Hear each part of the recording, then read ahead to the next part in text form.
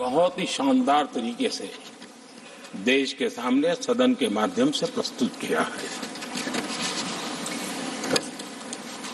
मैं राष्ट्रपति जी के इस प्रेरक उद्बोधन के लिए और राष्ट्र को दिशा निर्देश के लिए और एक प्रकार से विकसित भारत के संकल्प को सामर्थ्य देने के लिए हृदय से बहुत बहुत आभार व्यक्त करता हूं।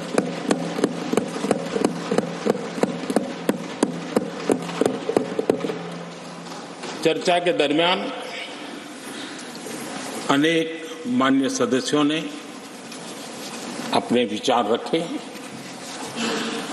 और चर्चा को समृद्ध करने का अपने अपने तरीके से प्रयास भी किया।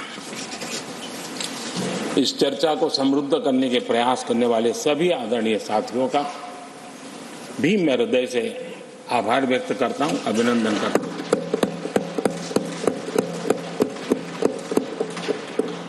कुछ साथियों के लिए आलोचना करना,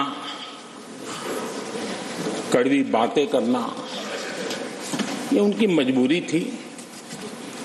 उनके प्रति भी मैं संवेदनाएं प्रकट करता हूं।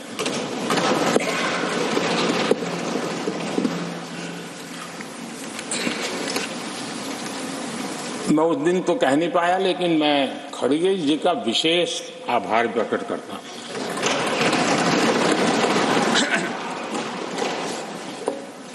बहुत ध्यान से सुन रहा था खड़गे जी उस दिन में, और ऐसा आनंद आया, ऐसा आनंद आया, ऐसा बहुत कम मिलता है। लोकसभा में तो कभी कभी मिल जाता है, लेकिन आजकल वो दूसरी ड्यूटी पर है तो मनोरंजन कम मिलता है। लेकिन लोकसभा में मनोरंजन की जो कमी हमें खल रही है, उस दिन आपने पूरी कर दी।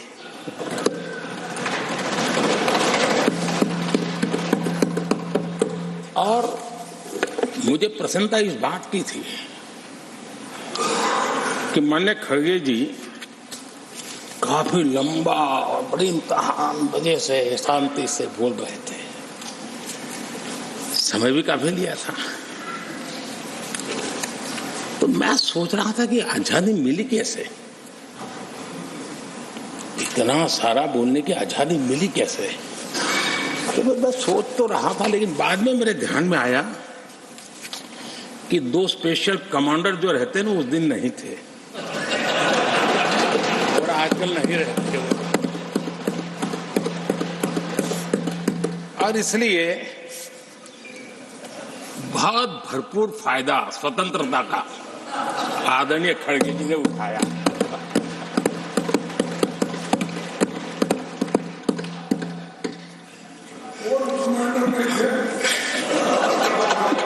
और मुझे लगता है कि उस दिन खड़गे जी ने सिनेमा का एक गाना सुना होगा, ऐसा मौका फिर कहां मिलेगा।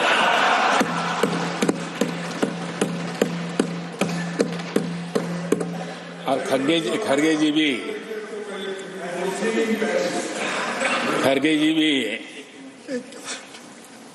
एम्पायर नहीं है, कमांडोज नहीं है, तो चौके छक्के मारने में मजा आ रहा था उनको। लेकिन एक बात खुशी की रही, उन्होंने जो 400 सीट एनडीए के लिए आशीर्वाद दिया है,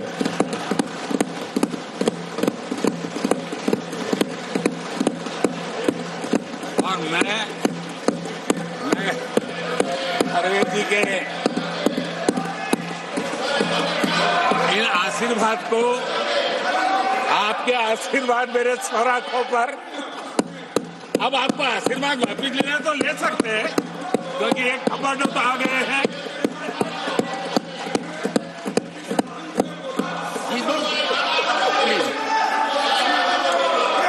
आदरणीय सभापति जी, मैंने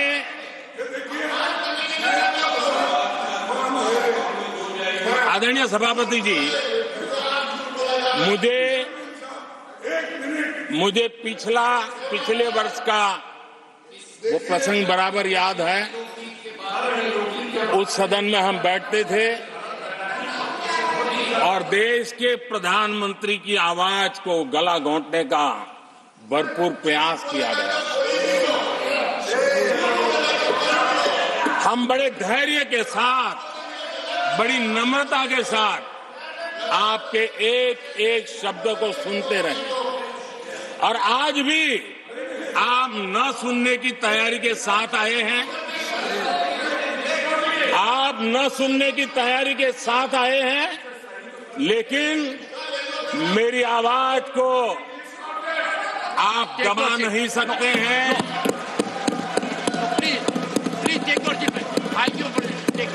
देश की जनता ने इस आवाज को ताकत दी हुई है।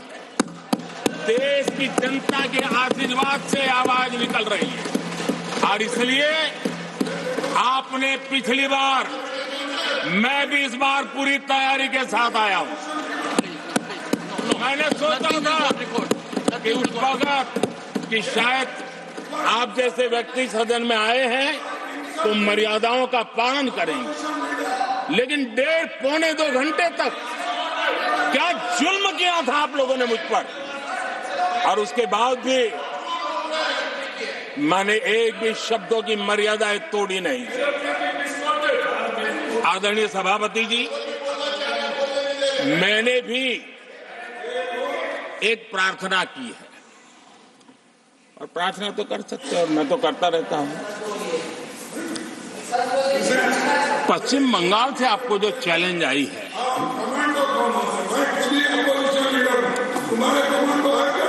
और पश्चिम बंगाल से चैलेंज आई है कि कांग्रेस 440 पार नहीं कर पाएगी, 40 पार नहीं कर पाएगी। मैं प्रार्थना करता हूं कि आप 40 बचा पाए।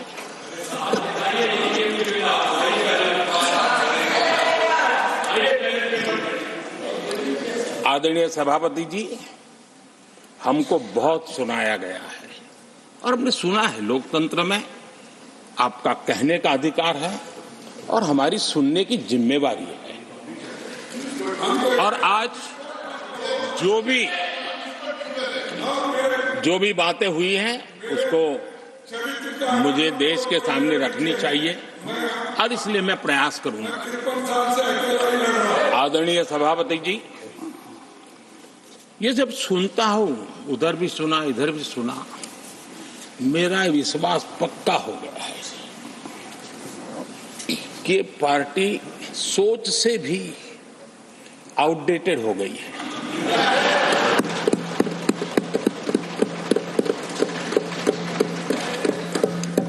और जब सोच आउटडेटेड हो गई है तो उन्होंने अपना कामकाज भी आउटसोर्स कर दिया है। देखते ही देखते इतना बड़ा दल, इतने दशकों पर तक देश पर राज करने वाला दल, ऐसा पतन, ऐसी गिरावट हमें खुशी नहीं हो रही है। हमारी आपके प्रति संवेदनाएं हैं, लेकिन डॉक्टर क्या करेगा जी, पेशेंट खुद। आगे क्या बोलूं?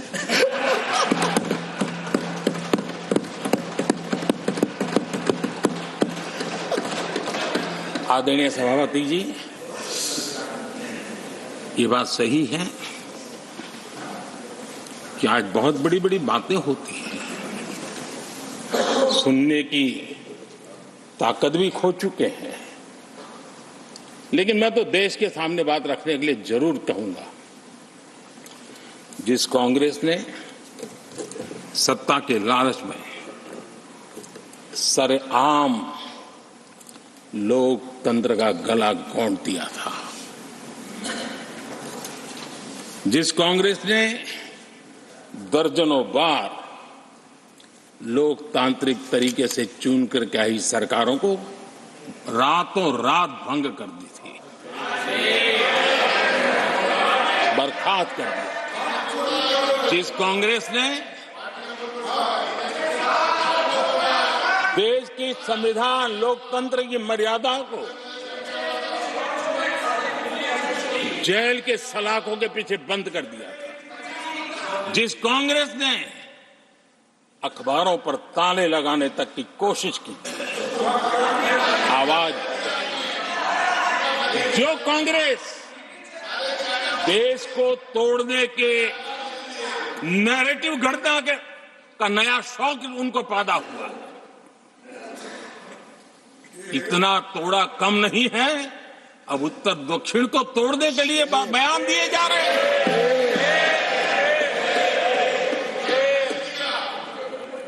और ये कांग्रेस हमें लोकतंत्र और फेडरलिज्म उस पर प्रवचन दे रही है। आदरणीय सभापति जी, जिस कांग्रेस ने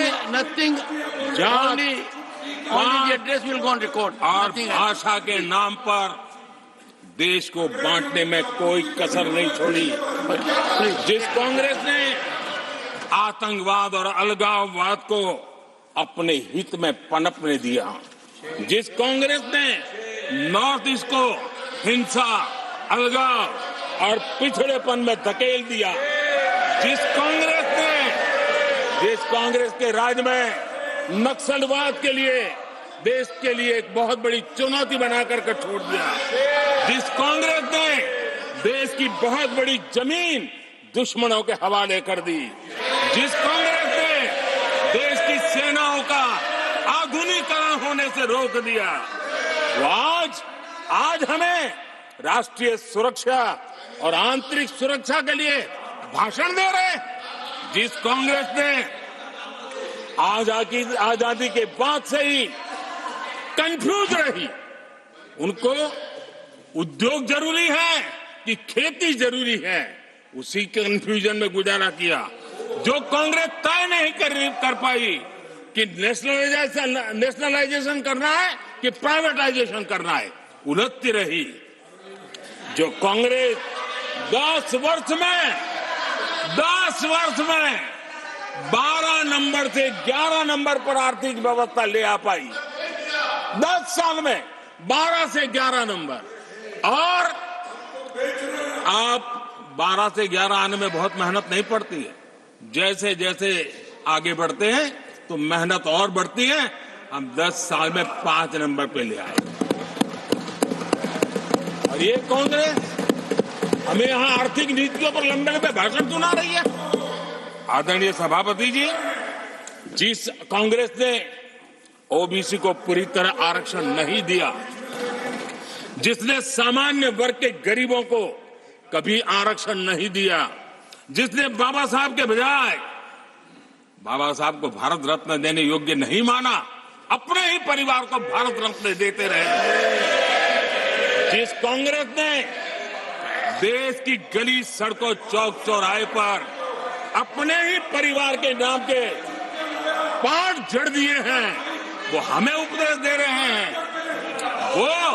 वो हमें सामाजिक न्याय के पाठ पढ़ा रहे हैं। आदरणीय सभापति जी, जिस कांग्रेस के अपने नेता की कोई गारंटी नहीं है, अपनी नीति की कोई गारंटी नहीं है, वो मोदी की गारंटी पर सवाल उठा रहे हैं।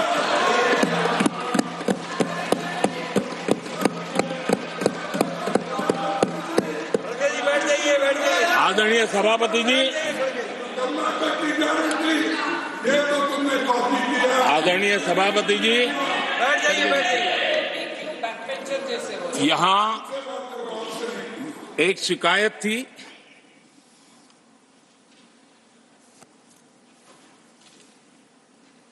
और उनको लगता है कि हम ऐसा क्यों कहते हैं, हम ऐसा क्यों देख रहे हैं। देश और दुनिया उनके 10 साल के कार्यकाल को ऐसे क्यों देखती थी? देश क्यों नाराज हो गया?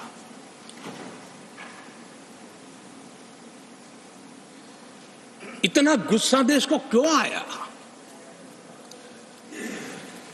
आदरणीय सभापति जी, हमारे कहने से सब नहीं हुआ है। खुद के कर्मों के फल और अब तो सामने रहते हैं, वो कोई दूसरे जन्म में नहीं होते हैं, इसी जन्म में है। आदरणीय सभापति जी, कुछ हम किसी को बुरा नहीं कहते, हमें क्यों बुरा कहना चाहिए? जब उन्हीं को लोगों ने बहुत कुछ कहा हो तो मुझे क्या कहने की जरूरत है? मैं एक वक्तव्य सदन के सामने रखना चाहता हूं। मैं पहला कोट पढ़ रहा हूं। सदस्यगण जानते हैं, ये कोटेशन है। सदस्यगण जानते हैं कि हमारी ग्रोथ धीमी हो गई है और फिस्कल डेफिसिट बढ़ गया है। महंगाई दर बीते 2 वर्षों से लगातार बढ़ रही है। करंट अकाउंट डेफिसिट हमारी उम्मीदों से कहीं अधिक हो चुका है। ये कोट मैंने पढ़ा। ये किसी भाजपा के नेता का कोट नहीं है, नहीं ये कोट मेरा है। आदरणीय सभापति जी, यूपीए सरकार के 10 साल पर तत्कालीन प्रधानमंत्री आदरणीय पीएम के रूप में रहे श्रीमान मनमोहन सिंह जी ने कहा और खुद के कार्यकाल में कहा, ये हालत थी, उन्होंने वर्णन किया था। आदरणीय सभापति जी, अब मैं दूसरा कोट पढ़ता हूं। देश में व्यापक गुस्सा है, पब्लिक ऑफिस के मिसयूज को लेकर भारी गुस्सा है। इंस्टीट्यूशंस का मिसयूज कैसे होता था, ये उस समय, ये भी मैंने नहीं करा, ये उस समय के प्रधानमंत्री पद पर डॉक्टर मनमोहन सिंह जी कह रहे थे। उस समय भ्रष्टाचार को लेकर पूरा देश सड़कों पर था, गली गली में आंदोलन चल रहे थे। अब मैं तीसरा कोट पढ़ूंगा।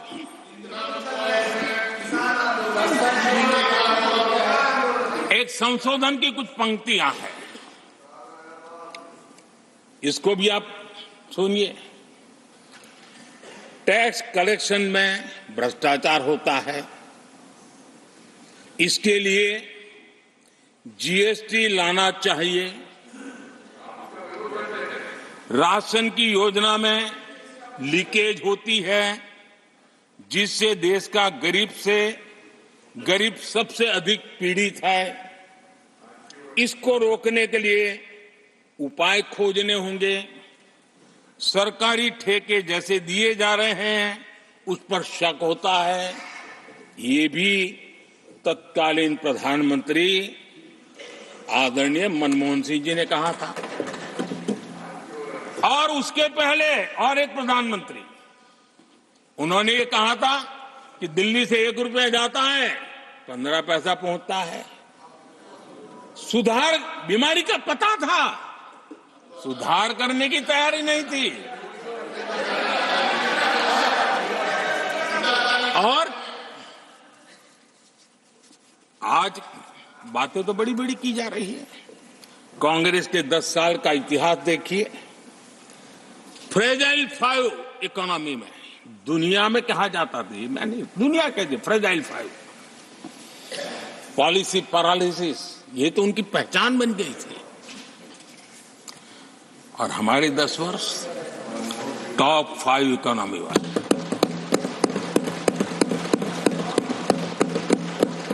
हमारे बड़े और निर्णायक फैसलों के लिए 10 साल याद किए जाए। आदरणीय सभापति जी, हम उस कठिन दौर से बहुत मेहनत करके, सोच समझ करके देश को संकटों से बाहर लाए हैं। ये देश ऐसे ही आशीर्वाद नहीं दे रहा है। आदरणीय सभापति जी, यहाँ सदन में अंग्रेजों को याद किया गया। Unbecoming conduct. Please continue. No please please. आदरणीय सभापति जी, इस सदन में अंग्रेजों को याद किया गया। अब राजा महाराजाओं का तो अंग्रेजों के साथ गहरा नाता रहा था उस समय, तो अब मैं जरा पूछना चाहता हूं कि अंग्रेजों से कौन इंस्पायर्ड था। मैं तो ये तो नहीं पूछूंगा कि कांग्रेस पार्टी को जन्म किसने दिया था, ये तो मैं नहीं पूछूंगा। आजादी के बाद भी देश में गुलामी की मानसिकता को किसने बढ़ावा दिया। अगर आप अंग्रेजों से प्रभावित नहीं थे तो अंग्रेजों की बनाई दंड संहिता, पिनल कोड, आपने क्यों नहीं बदली। आदरणीय सभापति जी, अगर आप अंग्रेजों से प्रभावित नहीं थे तो अंग्रेजों के जमाने के सैकड़ों कानून क्यों चलते रहे। आप अगर अंग्रेजों से प्रभावित नहीं थे तो लाल बत्ती कल्चर, ये लाल बत्ती कल्चर इतने दशकों बाद भी क्यों चलता।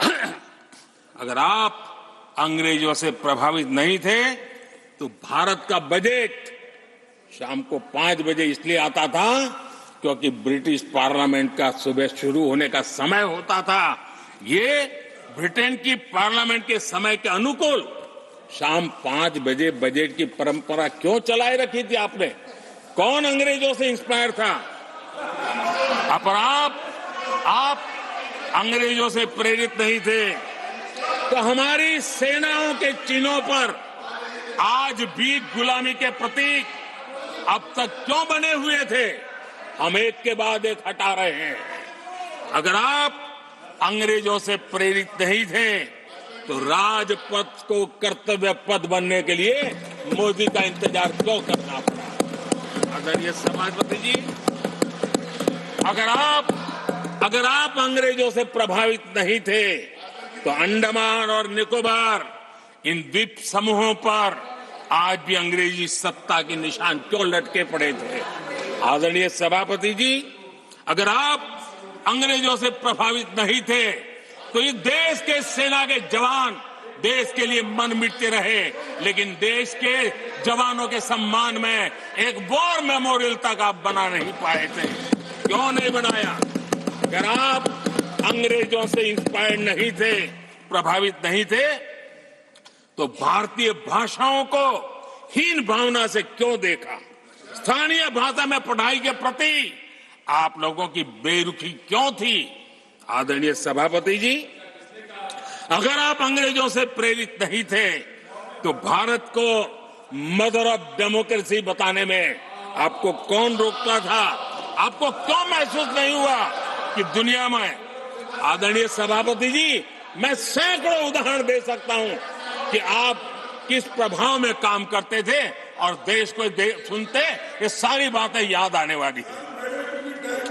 आदरणीय सभापति जी, मैं एक और उदाहरण देना चाहता हूं।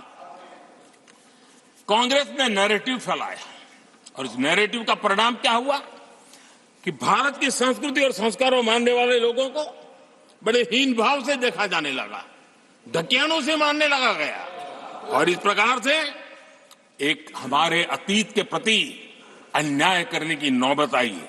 अपनी मान्यताओं को गाली देते हैं, अपनी अच्छी परंपराओं को गाली देते हैं तो आप प्रोग्रेसिव है। इस प्रकार के नैरेटिव गढ़े जाने लगे देश में और उसका नेतृत्व कहां होता था ये दुनिया भली बातें जानती है।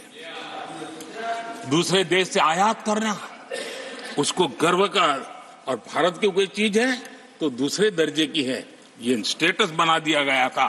ये स्टेटस सिंबल बाहर से आया, मेड इन फॉरेन स्टेटस बना दिया था। ये लोग आज भी वोकल फॉर लोकल बोलने से बच रहे हैं। मेरे देश के गरीबों के कल्याण का काम है। आज आत्मनिर्भर भारत की बात उनके मुंह से नहीं निकलती है। आज मेक इन इंडिया कोई बोलता है तो उनके पेट में चूहे दौड़ने लग जाते हैं। आदरणीय सभापति जी, देश ये सब देख चुका है और अब समझ भी चुका है और उसी का परिणाम आप भुगत भी रहे हैं। आदरणीय सभापति जी, राष्ट्रपति जी ने अपने अभिभाषण में विस्तार से चार सबसे बड़ी जातियों के विषय में हम सबको संबोधित किया था। युवा, नारी, गरीब और हमारे अन्नदाता। हम जानते हैं इनकी समस्याएं ज्यादातर एक समान है, उनके सपने भी एक समान है और उसके समाधान अगर करने हैं तो थोड़ा 19-20 का फर्क पड़ेगा, लेकिन इन चारों वर्गों के समाधान के रास्ते भी एक ही हैं और इसलिए उन्होंने बहुत ही उपयुक्त रूप से राष्ट्र का मार्गदर्शन किया है कि इन चार स्तंभों को मजबूत करिए, देश विकसित भारत की तरफ तेज गति से आगे बढ़ेगा।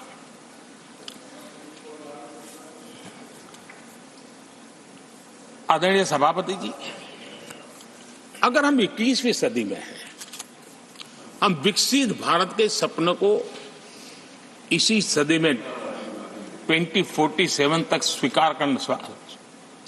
सिद्ध करना चाहते हैं तो 20वीं सदी की सोच नहीं चल सकती। 20वीं सदी का स्वार्थी एजेंडा, मैं और मेरा वाला जो खेल है ना, वो 21वीं सदी में देश को समृद्ध नहीं, विकसित भारत नहीं बना सकता है। कांग्रेस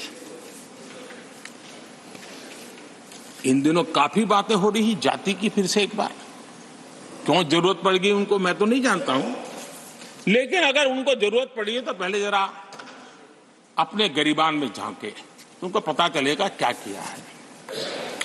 दलित, पिछड़े और आदिवासी, कांग्रेस जन्मजात उनकी सबसे बड़ी विरोधी रही है।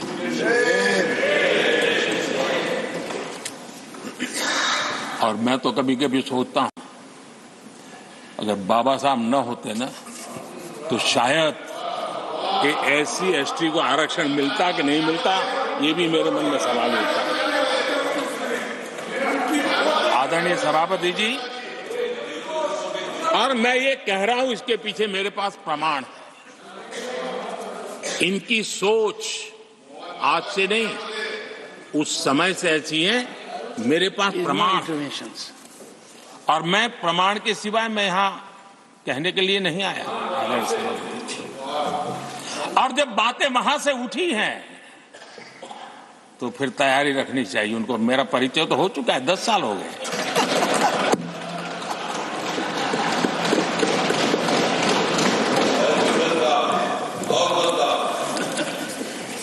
एक बार, और मैं आदरपूर्वक नेहरू जी को इन दिनों ज्यादा याद करता हूं, क्योंकि हमारे साथियों की अपेक्षा रहती है कि जरा उनको तो बोलो, कुछ तो बोल रहा थे। अब देखिए, एक बार नेहरू जी ने एक चिट्ठी लिखी थी और ये चिट्ठी मुख्यमंत्रियों को लिखी थी। मैं उसका अनुवाद पढ़ रहा हूं। उन्होंने लिखा था, ये देश के प्रधानमंत्री पंडित नेहरू जी द्वारा उस समय के देश के मुख्यमंत्रियों को लिखी गई चिट्ठी है, ऑन रिकॉर्ड है। मैं अनुवाद पढ़ता हूं। मैं किसी भी आरक्षण को पसंद नहीं करता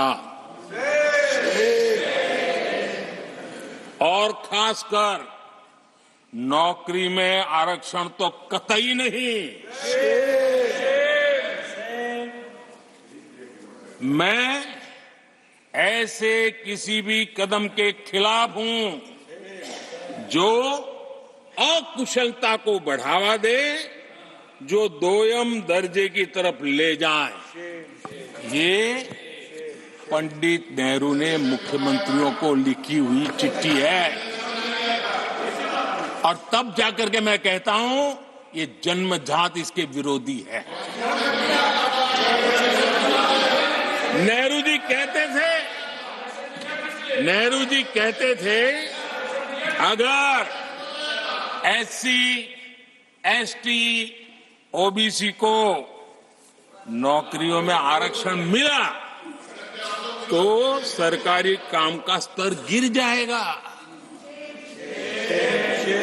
और आज जो आंकड़े गिनाते हैं ना कि इतने यहां है, इतने यहां है, उसका मूल यहां है, क्योंकि उस समय उन्होंने रोक दिया था रिक्रूटमेंट ही मत करो।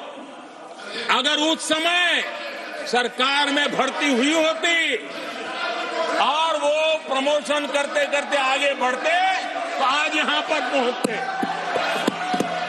सभापति जी, ये कोर्ट में पढ़ रहा हूं, आप वेरीफाई कर सकते हैं। मैं पंडित नेहरू का कोर्ट पढ़ रहा हूं।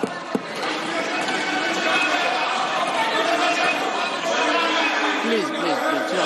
और आदरणीय सभापति जी, Leader of opposition was heard in rapt attention.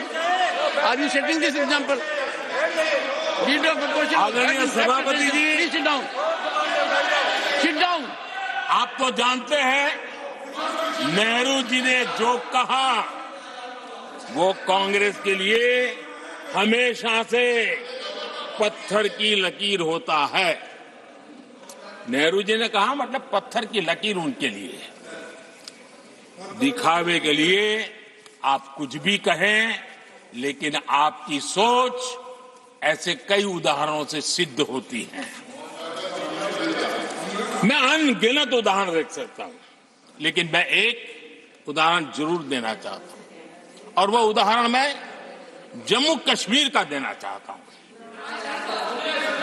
Congress ने जम्मू कश्मीर के एससी, एसटी, ओबीसी को 7 दशकों तक उनके अधिकारों से वंचित रखा।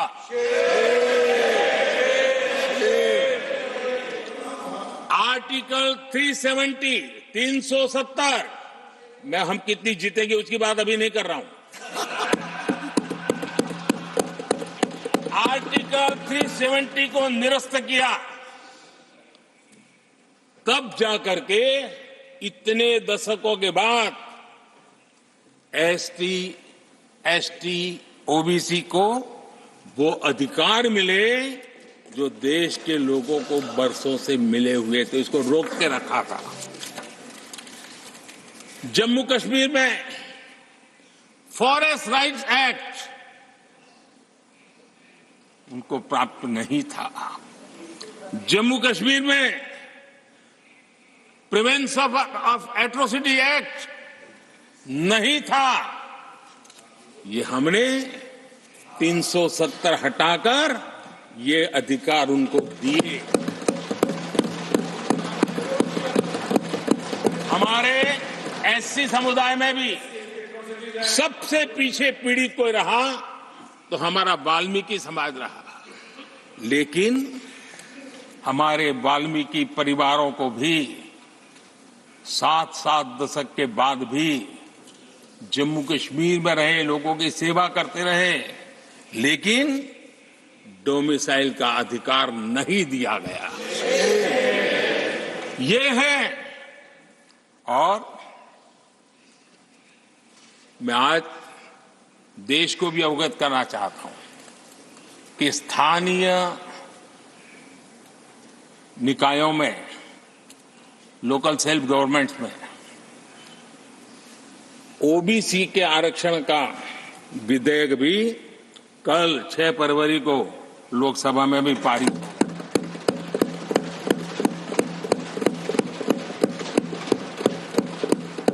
आदरणीय सभापति जी, एससी, एसटी, ओबीसी उनको बड़ी भागीदारी लेने में कांग्रेस और साथियों को हमेशा परेशानी रही है। बाबा साहब की राजनीति को, बाबा साहब के विचारों को खत्म करने के लिए कोई कसर उन्होंने छोड़ी नहीं है। वक्तव्य अवेलेबल है, चुनाव में क्या क्या बोला गया है वो भी अवेलेबल है। इसको भारत रत्न भी देने की तैयारी नहीं थी, वो भी भाजपा के समर्थन से और सरकार बनी, तब बाबा साहब को उतार दिया। इतना ही नहीं, सीताराम केसरी अति पिछड़ी जाति से कांग्रेस पार्टी के अध्यक्ष उठा करके फुटपाथ पर फेंक दिया गया। ओबीसी, वो वीडियो अवेलेबल है, वो देश ने देखा सीताराम केसरी के साथ क्या हुआ। और आदरणीय सभापति जी, इनके एक मार्गदर्शक अमेरिका में बैठे। सभापति जी, इनके एक मार्गदर्शक अमेरिका में बैठे। Sir, only the address will go on record. जो ओनली एड्रेस, नो। पिछले चुनाव में हुआ तो हुआ के लिए फेमस हो गए थे और कांग्रेस इस परिवार के काफी करीबी है। उन्होंने अभी संविधान निर्माता बाबा साहब आम्बेडकर के उनके योगदान को छोटा करने का भरपूर प्रयास।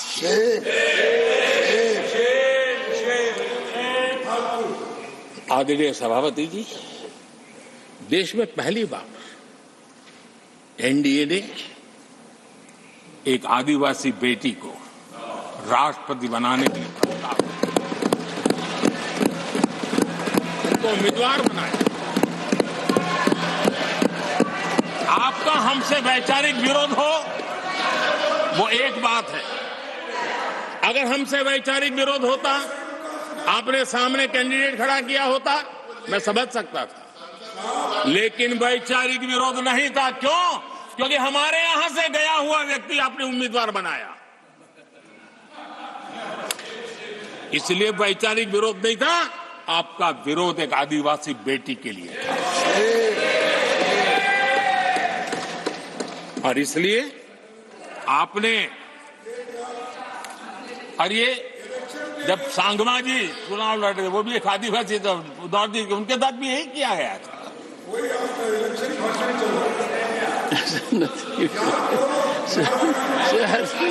और आज तक सभापति जी, राष्ट्रपति जी का अपमान करने की घटनाएं कम नहीं है। पहली बार इस देश में हुआ है। उनके जिम्मेवार लोगों के मुंह से ऐसी ऐसी बातें निकली है, शर्म से माथा झुक जाए। राष्ट्रपति के लिए ऐसी भाषा बोली गई है, मन में जो कसक पड़ी है ना, वो कहीं न कहीं इस प्रकार से निकलते रहती है। एनडीए के अंदर हमने 10 साल काम करने का मौका मिला। हमने पहले दलित को और अब आदिवासी को, हमने हमेशा, हमारी प्राथमिकता क्या है सब समझते हैं।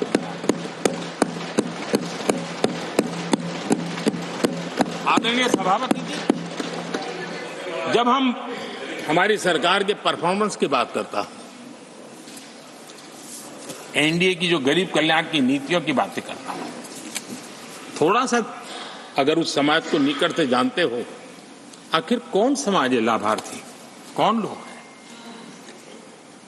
ये झुग्गी झोपड़ी में किसको रहने के लिए जिंदगी गुजरनी पड़ रही है? ये किस समाज के लोग हैं? मुसीबतों से गुजरना पड़ता है, व्यवस्थाओं से वंचित रहना पड़ा है, कौन समाज है?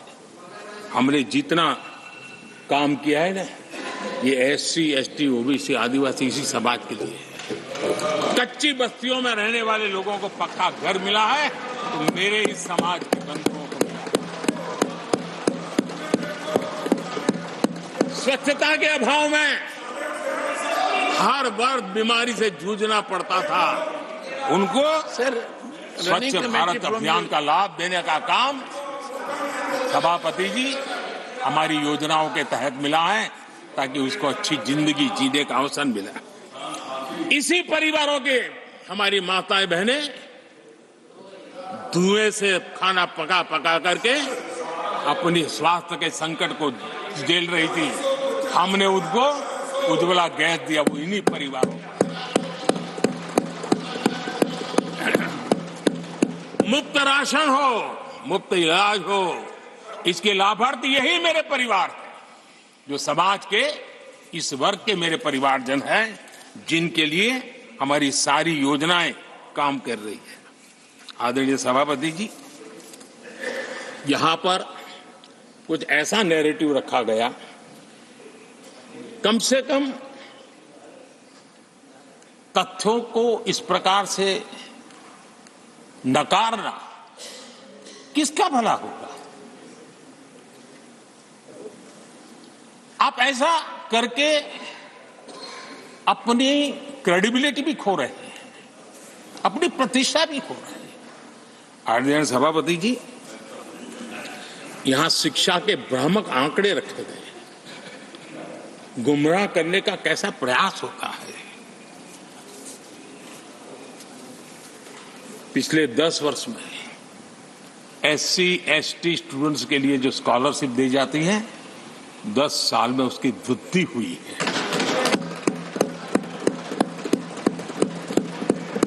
इन 10 वर्षों में स्कूलों में, हायर एजुकेशन में नामांकन की संख्या भी बहुत बढ़ी है और ड्रॉप आउट बहुत तेजी से कम हुआ।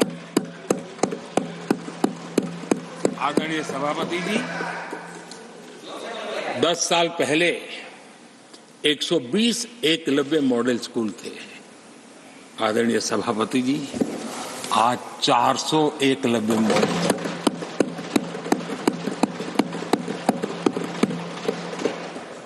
आप इन चीजों को क्यों नकारते हैं, क्यों ऐसा करते हैं, मुझे समझ नहीं आता। सभापति जी, पहले एक सेंट्रल ट्राइबल यूनिवर्सिटी थी, आज 2 सेंट्रल ट्राइबल यूनिवर्सिटीज हैं।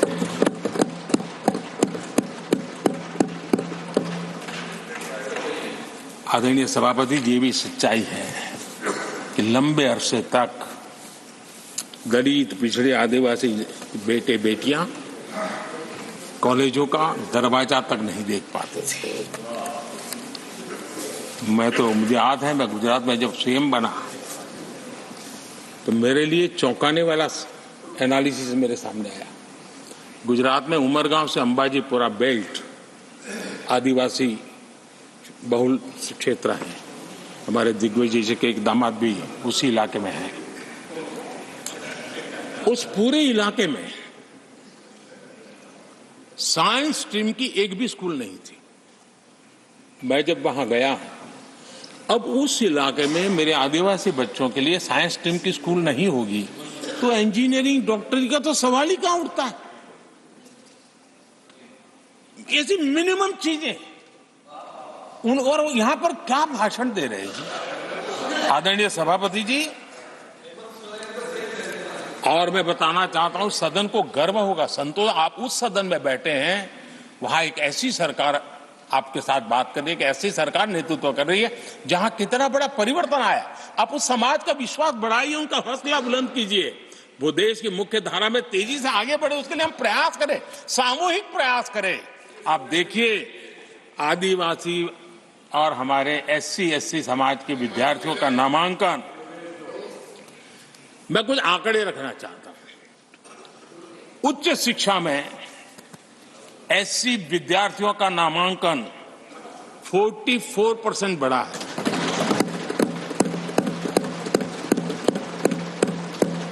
उच्च शिक्षा में ST विद्यार्थियों का नामांकन 65% बढ़ा है। हायर एजुकेशन में OBC समाज के विद्यार्थियों का नामांकन में 45% बढ़ोतरी। और जब मेरे गरीब, दलित, पिछड़े, आदिवासी, वंचित उन परिवार के बच्चे हायर एजुकेशन में जाएंगे, डॉक्टर बनेंगे, इंजीनियर बनेंगे, उस समाज के अंदर एक नया वातावरण पैदा होगा। और उस दिशा में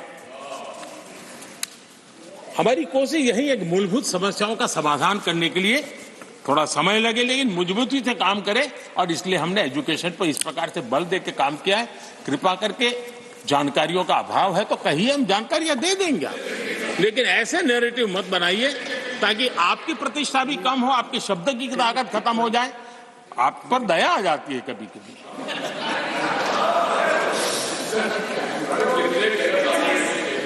आदरणीय सभापति जी, सबका साथ सबका विकास ये नारा नहीं है, ये मोदी की गारंटी है।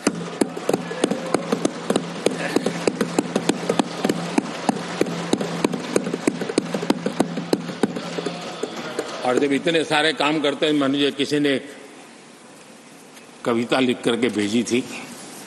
कविता तो बड़ी लंबी है, क्योंकि उसमें एक वाक्य है, मोदी की गारंटी का दौर है। मोदी की गारंटी का दौर है। नए भारत की भोर, नए भारत की भोर, आउट ऑफ वारंटी चल रही दुकानें, आउट ऑफ वारंटी चल रही दुकानें, खोजे अपनी ठोर।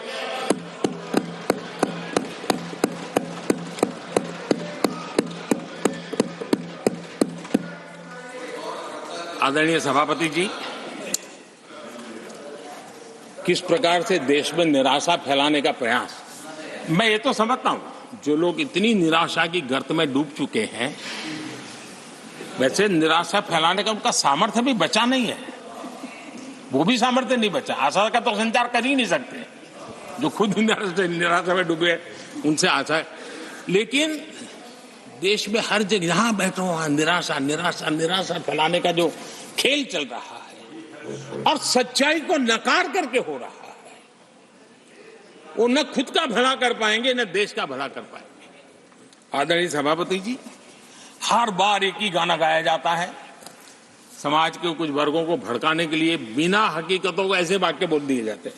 मैं जरा देश के सामने कुछ हकीकतें बोलना चाहता हूं और मुझे विश्वास है मीडिया इस ऐसे विषयों पर जरा डिबेट कर ले ताकि पता चले।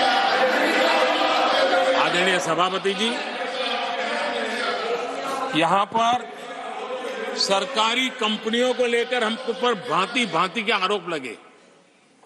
क्या क्या आरोप लगाए जा रहे हैं, सिर पैर माथा कुछ नहीं, बस लगाते चलो। अब देखिए, देश को याद है मारुति के शेयर का क्या खेल चल रहा था। उस जमाने में हेडलाइन बना करती थी, मारुति शेयर का क्या चल रहा था। मैं उसकी गहराई में नहीं जाना चाहता, वरना उनको वहां तक पानी पहुंचेगा कि शायद यहाँ पर करंट लग जाएगा, इसलिए मैं वहां तक जाना नहीं चाहता। आदरणीय सभापति जी, आदरणीय सभापति जी, देश को जानना जरूरी है। आदरणीय सभापति जी, मैं तो आजाद भारत में पैदा हुआ हूं, मेरे विचार भी आजाद है और मेरे सपने भी आजाद हैं। तो गुलामी की मानसिकता को जीने वाले हैं, उसके बाद और कोई चीजें नहीं है, वही पुराने कागज लेकर के घूमते रहते हैं। आदरणीय सभापति जी, कांग्रेस ने कहा कि हमने पीएसयू बेच दिए, पीएसयू डुबो दिए, बाती बाती की बातें यहां सुन, और वरिष्ठ लोगों के मुंह से सुन रहा था। याद कीजिए, बीएसएनएल, एमटीएनएल को बर्बाद करने वाले कौन थे? वो कौन सा कालखंड था जब बीएसएनएल, एमटीएनएल बर्बाद हो चुके?